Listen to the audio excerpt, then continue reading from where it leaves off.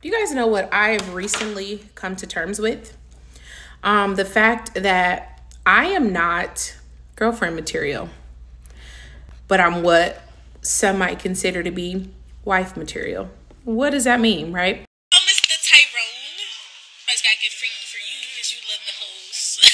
I don't care if they don't like me. I came here to stunt. Yeah. I don't care if they don't.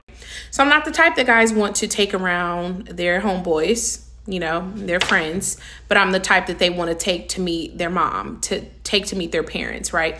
They want a nice, wholesome girl. And so I've realized the majority of my 20s, I'm 27, and I'm okay with this. So I'm not saying like, oh, sad, I'm not fishing for compliments or anything, but this is just what I've come to terms with. The majority of my 20s, I've been overlooked, and I'll probably continue to be overlooked. Not unfortunately, but because we know women mature faster than men, and that's just scientifically proven, right? But until men have what they say, sowed their wild oats, and not even saying all men are like that, but until a man is ready to get to the point where he wants to lock in, like settle down, then they won't bother me. And here's the thing though. Men know who they can and who they cannot play with. They know who they can approach and who they can't. And you have some who will try it and who might get away with it for a little bit. But for the most part, men... Let's stop here, right? I don't know what point she's getting at. I hear a child in the background, so I don't know. I don't know if she's like a baby mama and then she's looking to be wifey material. Not saying that a woman who has a child from a previous relationship can't be wifey material, but... And then you got the hashtag Christian. That's a red flag. But, I mean, then again, I guess one of the pointers that I could point out was that she says, you know, there are men out there that know who they can mess over and who they can actually treat with respect. That's a pointer, right? That says something. Let's continue. But for the most part, men know like who's going and who's not, and I'm absolutely not going. You know, I guess at my age, I'm 27 now, but I mean I've always been pretty.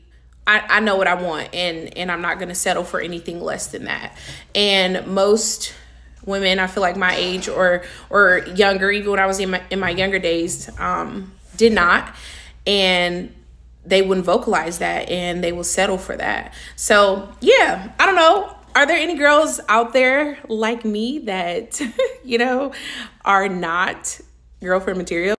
And I want you to know, ladies, if it is, hear me out. It's not you. It's them. They can't handle you and they're not ready for you. Has nothing to do with your body type, your weight, your skin tone, your social status. It has nothing to do with any of that.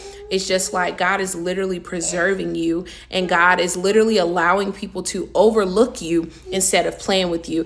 It's this quote by Max Lucado, I believe. I'll insert it if I'm incorrect. But it says a woman's heart, and it's not really where I was going, but whatever. A woman's heart has to be so hidden in God that a man has to seek him just so he can find her. And that's what it is. God, like, I feel like God is literally like preserving me. No, I'm not perfect. And sometimes I do stuff on my own, you know, and I step out of his will, but literally God is hiding you and he's protecting you. He's shielding you from things that will hurt you. So be encouraged. Sorry, I'm running out of time. Bye. Okay. It sounds great, right? To say that you're not girlfriend material, but you're wifey material, right? Not some of us wanting to be a wife, but don't know how. And let me show. Hold on, let me calm down. I'm getting a little excited. You can literally be a wife without becoming a wife. Like, let's just talk about some, like, in a tangible way. How you want to be a wife, but you don't want to clean up. You don't want to make your bed. You don't want to, like, you're not keeping up with yourself. how do you want to be a wife, but we spending all our money on Starbucks and eating Chipotle every day? Savings is terrible. How do you want to be a wife, but you don't know how to submit? You don't know how to be quiet. You don't know how to humble yourself. You don't know how to let a man lead you. I'm talking to us now, ladies. Hold on. But seriously, these are things that I had to, and for context, it's really neither, this might, y'all, so I've been married before, but I promise it didn't count. It really did not count. It was terrible. It didn't count. But I've learned so much, though, seriously, since then. The next man, I got you. Like, he's gonna reap the harvest of what another man sowed but failed to water. So after doing my due diligence, the child that you're hearing in the background is a child that she had in a previous marriage. Okay.